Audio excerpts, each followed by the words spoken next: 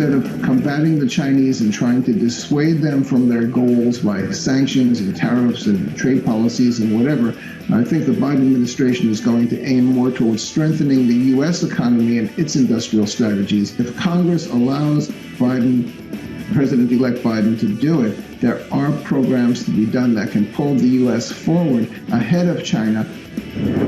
High Frequency's Carl Weinberg there, weighing in on future US-China relations as the Trump administration reportedly prepares to ramp up China tensions yet again before leaving office. The EU looking to improve its own relationship with the US by capitalizing on those very trends. The Financial Times writing the following: the EU will call on the US to seize a once-in-a-generation opportunity to forge a new global alliance to bury the tensions of the Trump era and meet the strategic challenge posed by China. Bloomberg chief Washington correspondent Kevin Cirilli joins us now for more. Kevin, this is the topic that I want to touch on with you because I think it is so very important. We have talked so much about domestic policy with the incoming Biden administration and not enough on something they have a lot of control over: trade. What are you hearing, Kevin?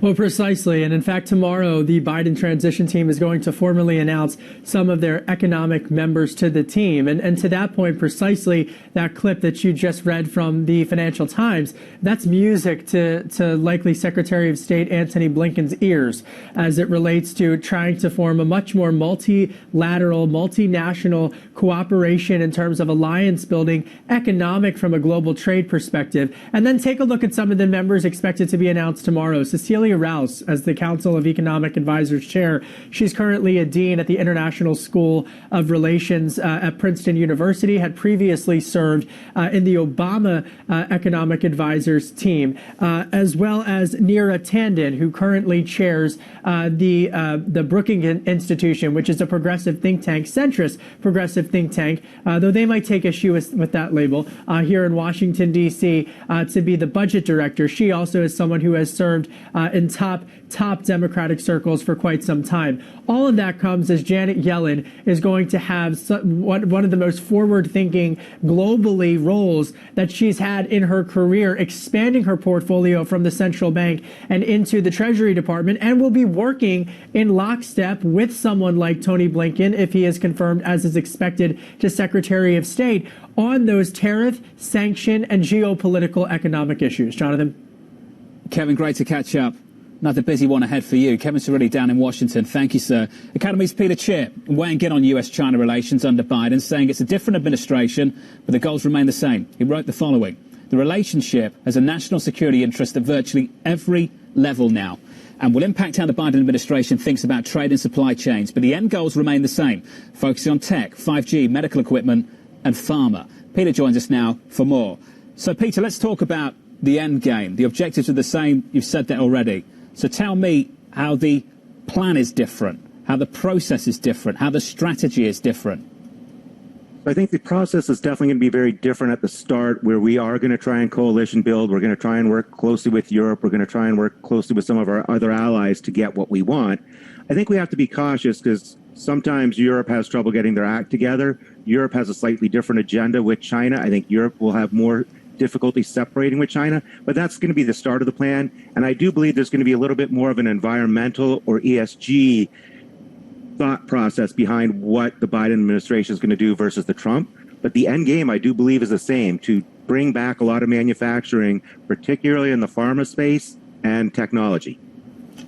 So bring up the euro. Let's get to euro dollar, 119.95, approaching 120.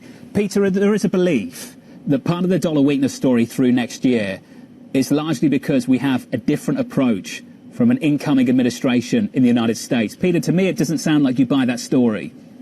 No, I think a lot of what's going on the dollar is twofold. One, it's we have negative real yields that are lower in some cases even than Europe. So our nominal yields are still higher, but our real yields are actually lower because there is this expectation that we will achieve some inflation growth. So I think that's been impacting us versus the euro. And I do believe China, as part of their ongoing efforts to win with us, is actually comfortable with a stronger currency. They are shifting more and more to a domestic-based approach, right? They have domestic consumption.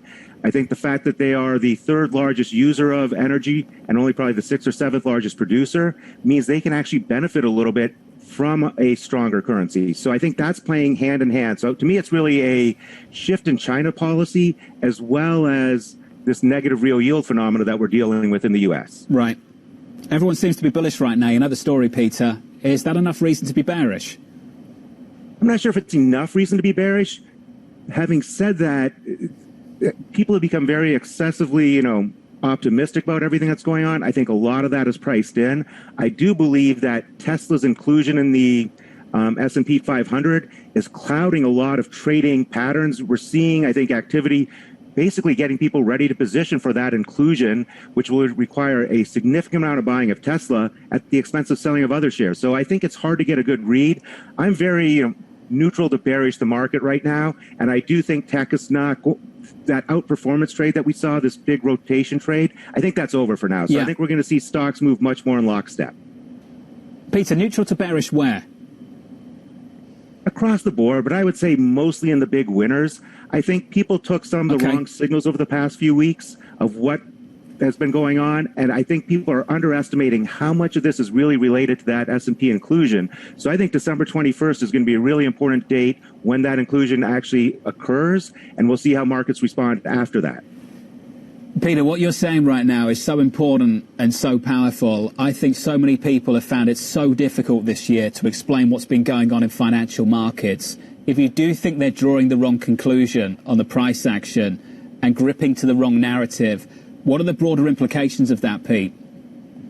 I think really coming into the start of next year, what we could see is an economy that responds very positively to policy and a market that might not respond as positively because so much is priced in. So almost the inverse of what we saw going on, throughout the summer. The markets led the way higher and the economy followed along. I think now we might see the economy actually really start to benefit from policy, from stimulus, from this changing of the guard. But the markets might not be able to do much because so much is already priced in. And we're still not talking about the possibility of higher taxes, which I think is something that we really have to start, being at least mildly concerned about. And Peter, that would be a big mistake if any administration allowed that to become part of the discussion. Don't you think? To tell people that that could be something that's coming down the road, don't you think that could actually derail the recovery? I think they are going to be very cautious because, again, this concept of this K-shaped recovery where you've really had the big haves and the big winners and a lot of people who are still suffering, depending on who gets what in this administration, you could see some efforts, I think, to take from that top part of the K and redistribute it down to the bottom part of the K. Peter Chair of Academy Securities, thank you, sir. Thank you very much. Just getting a headline from the Treasury and the Fed to extend 4 lending facilities until March 31st. Secretary Mnuchin approving the extension of 4 emergency lending facilities. I've got to go very quickly, but on the other side, we'll catch up with Michael McKee to break down what these headlines mean for all of you out there as well. Coming up, we'll get you some morning calls. We'll get you the breakdown of these headlines and the opening bound not too far away either. Future slightly negative. This is Bloomberg.